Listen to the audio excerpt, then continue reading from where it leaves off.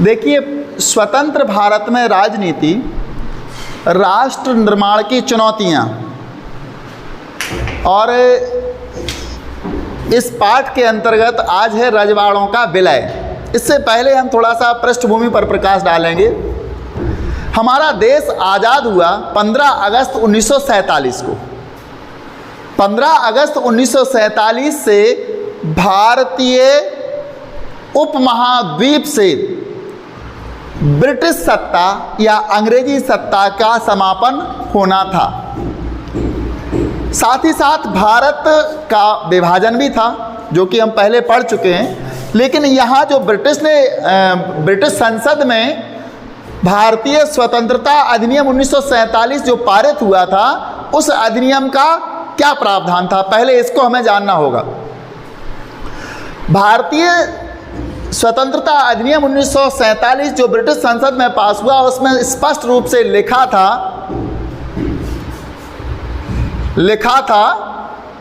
कि 15 अगस्त 1947 से भारत और पाकिस्तान दो स्वतंत्र राष्ट्र होंगे। आज हमारा ध्यान है रजवाड़ों के विलय की तरफ। राष्ट्र निर्माण की चुनौतियां, सबसे पहली चुनौती आई थी, वो क्या थी?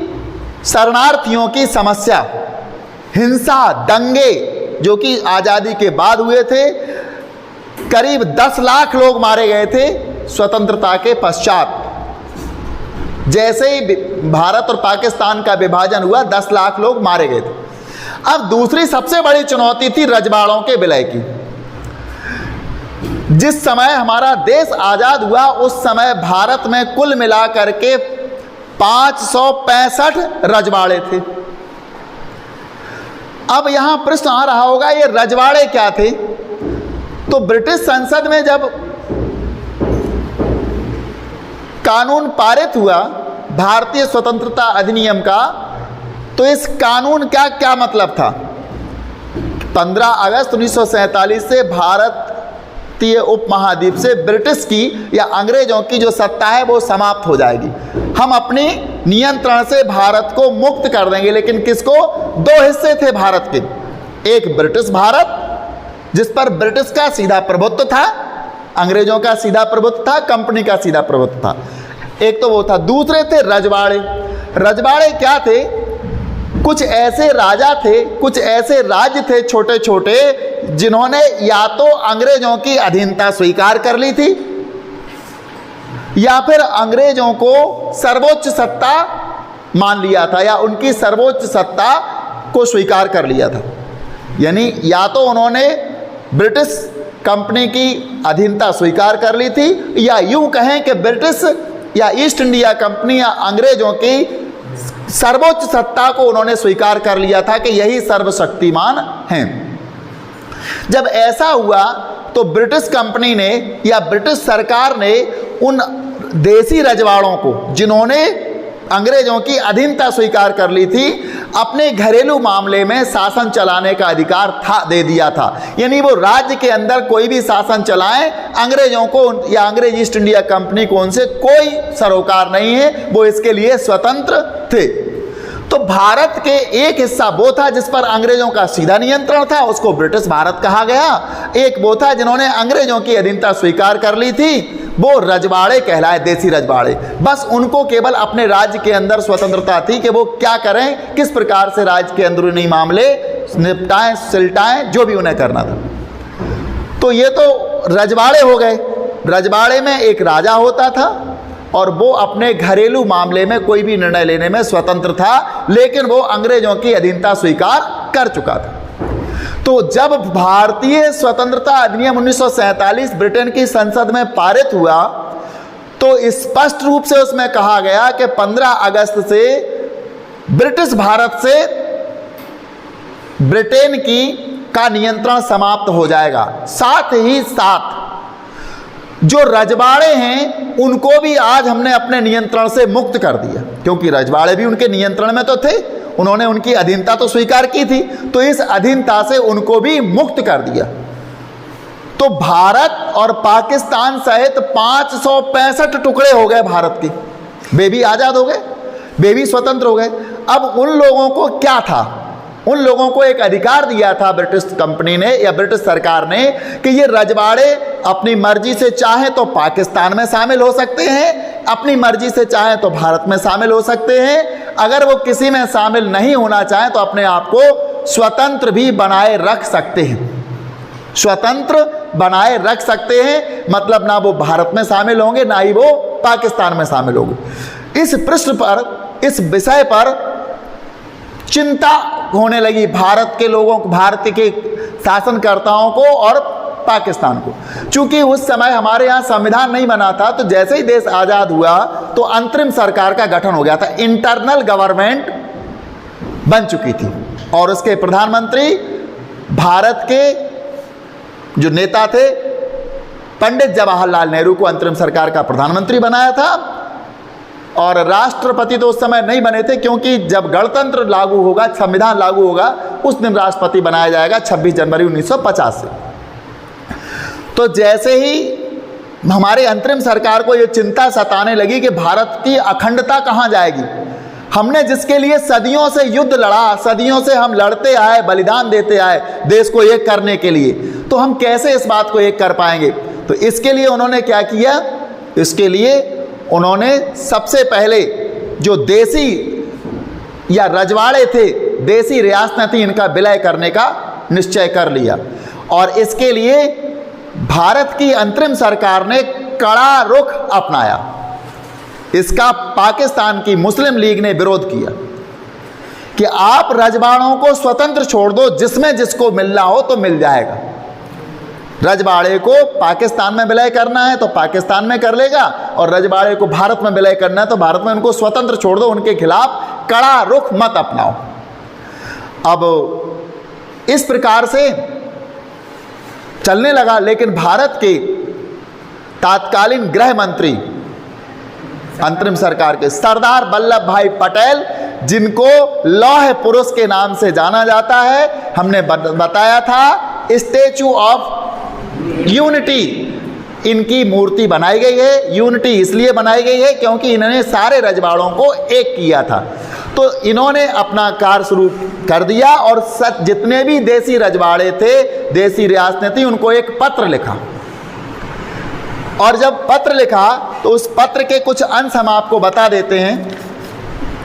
उस पत्र में उन्होंने लिखा, हम भारत के इतिहास के एक यादगार मुकाम पर खड़े हैं। रजवाड़ों को पत्र लिख रहे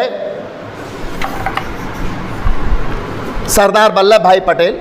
साथ और आगे कहते हैं, साथ मिलकर चलें तो देश को हम महानता की नई बुलंदियों तक पहुंचा सकते हैं। अगर हम साथ मिलकर चलें तो भारत को नई महानता की नई बुलंदियों तक पहुंचा सकते हैं। रजवाड़ों को लिख रहे ये पत्र। आगे क्या कहते हैं, जबकि एकता के अभाव में हम अप्रत्याशित विपदाओं के घेरे में होंगे। यदि हम में एकता नहीं होगी, हम विलय नहीं करेंगे, एक नहीं होंगे, तो हमारे पास विपदाएं ही विपदाएं होंगी। उम्मीद करता हूं कि भारत की रियासतें इस बात को पूरी तरह से समझेंगी कि अगर हमने सहयोग नहीं किया और सर्व सामान्य की भलाई में साथ मिलकर कदम नहीं बढ़ाया तो अराजकता और अव्यवस्था हम में से सबको, चाहे कोई छोटा हो या बड़ा, घेर लेगी और हमें बर्बादी की तरफ ले जाएगी। ये लिखा था सरदार वल्लभ भाई पटेल ने, ये पत्र लिखा था किनको, रजवाड़ों को। अब रजवाड़ों की तो बात हो गई, यहां हम बात करते हैं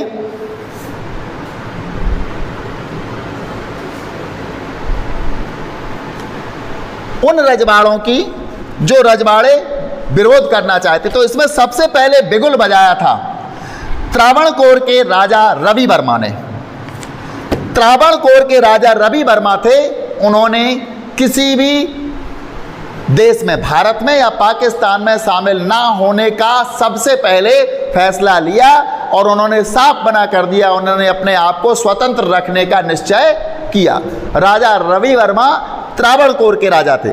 इसके पश्चात हैदराबाद के नवाब, जो कि बहुत धनी व्यक्ति था, मूल्यवान पत्थर, हीरा जवाहरात का बड़ा शौकीन था, इसका नाम था उस्मान खान। इसने भी हैदराबाद को भारत या पाकिस्तान में से किसी में शामिल करने से इनकार कर दिया।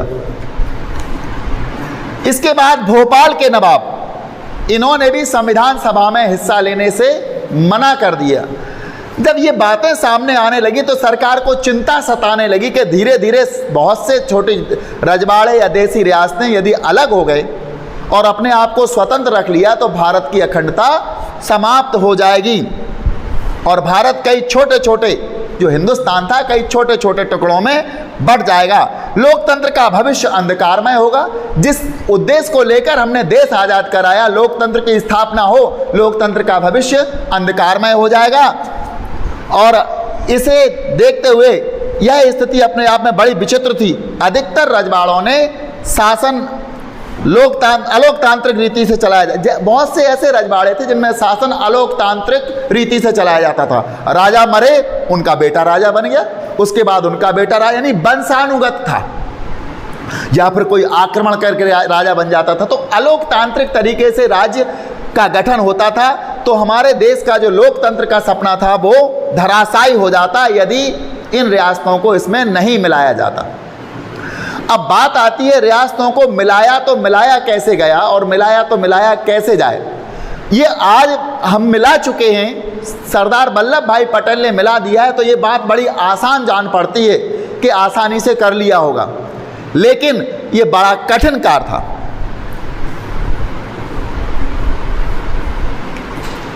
उस समय जब सरदार वल्लभ भाई पटेल ने कड़ा रुख अख्तियार किया और इन पर से प्रेम से भी बात की, पत्र लिखे, तो ज़्यादातर यानी अधिकांश राज्यों ने संघ में विलय करने के प्रस्ताव पर हस्ताक्षर कर दिए और इसको इंस्ट्रूमेंट ऑफ एक्सेशन नाम दिया गया। जिन लोगों ने राज्य में या भारतीय संघ में विलय करने के जो फॉर्मेट था, एक प्रोफार्मा था, उस पर हस्ताक्षर किए, उस समझौते पर हस्ताक्षर किए, तो इसका नाम दिया गया instrument of accession. Instrument of accession, इस पर इन्होंने हस्ताक्षर कर दिए। उस समय की यदि बात की जाए, इसमें सरदार वल्लभ भाई पटेल की ही चतुराई थी। उस समय उड़ीसा 26 रियासतों में बटा हुआ था। छत्तीसगढ़ में 15 छोटे बड़े रजवाड़े थे। उड़ीसा में 26 थे, छत्तीसगढ़ में 15 छोटे बड़े रजवाड़े थे, सौराष्ट्र में 14 बड़े और 119 छोटे रजवाड़े थे। सौराष्ट्र में 14 बड़े और 119 छोटे रजवाड़े थे और अन्य अनेक प्रशासनिक तंत्र थे।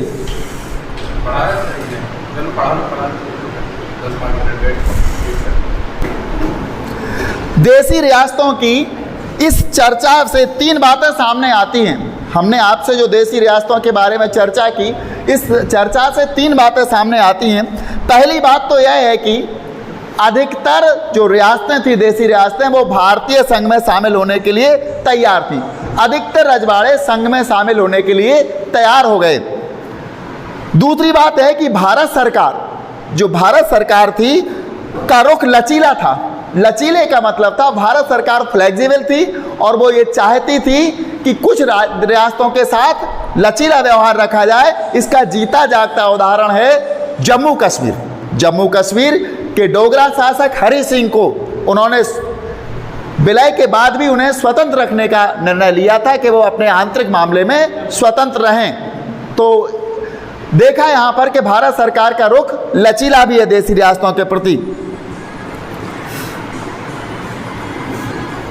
भारत सरकार ने विभिन्नताओं को सम्मान देने के, भारत सरकार ने जो विभिन्नताएं थी उन विभिन्नताओं को सम्मान देने के लिए, भारत में कई प्रकार की विभिन्नताएं थी, उनको सम्मान देने और विभिन्न क्षेत्रों की मांगों को संतुष्ट करने के लिए, विभिन्न क्षेत्रों की मांगों को संतुष्ट करने के लिए यह रुख अपनाया था कि तीसरी बात यही रुख अपनाया था। विभिन्न क्षेत्रों की मांगों को संतुष्ट करने के लिए, विभिन्नताओं को संतुष्ट करने के लिए ये लचीला रुख अपनाया था। तीसरी बात थी विभाजन की पृष्ठभूमि में विभिन्न इलाकों के सीमांकन का सवाल। इसकी खींचतान हो रही थी कि विभाजन तो हो गया है, अब जो रियासतें हैं, देसी रियासतें या जो प्रांत हैं, इनका सीमा कैसे निर्धारित की जाए, किस प्रांत की सीमा कहाँ तक है। इस सीमांकन के सवाल का पर खींचतान जोर पकड़ रही थी और ऐसे में देश की क्षेत्रीय अखंडता एकता का सवाल सबसे ज़्यादा अहम उठ खड़ा था। यानी देश के अंदर जो प्रांत थे, इनकी सीमा कहाँ से कहाँ तक निश्चित की जाए।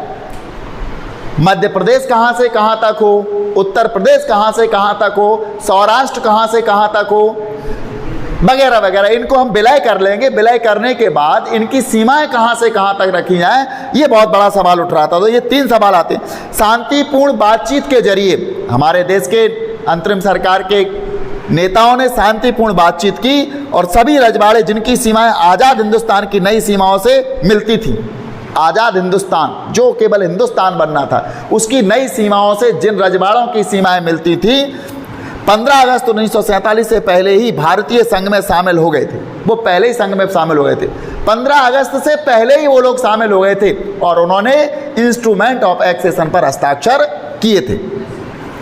अधिकतर रजवाड़ों के शासकों ने भारतीय संघ में अपने विलय की एक सहमति पत्र, इसको विलय का सहमति पत्र कहा जाता है हिंदी में, इंस्ट्रूमेंट ऑफ एक्सेशन को विलय का सहमति पत्र कहा जाता है। तो एक सहमति पत्र पर हस्ताक्षर किए, इस सहमति पत्र को इंस्ट्रूमेंट ऑफ एक्सेशन कहा जाता है। जूनागढ़ नाम याद रखना अपने जेहन में, जूनागढ़, हैदराबाद, कश्मीर, मणिपुर रियासतों का विलय बाकियों की तुलना में थोड़ा कठिन साबित हुआ। ये 4 रियासतों का विलय बाकी रियासतों की तुलना में कठिन साबित हुआ। बड़ी मुश्किल से ये माने भारतीय राज्य में मिलने के लिए इनका विलय हम एक एक से बताएंगे। जूनागढ़ का विलय हम पूरा आपको एक एक्सप्लेन करेंगे, हैदराबाद का करेंगे, जम्मू कश्मीर का कैसे विलय हुआ, हमें इस पर कश्मीर समस्या भी आपको बतानी, अभी आप लोग नहीं जानते होंगे, और जूनागढ़ और मणिपुर का। इस अध्याय में हम हैदराबाद, मणिपुर रियासतों के विलय के मामले पर गौर करेंगे। कश्मीर के विलय के बारे में आपको अगले अध्याय जो 8 है उसमें पढ़ाया जाएगा। सबसे पहले हम हैदराबाद की बात करेंगे, हैदराबाद का विलय।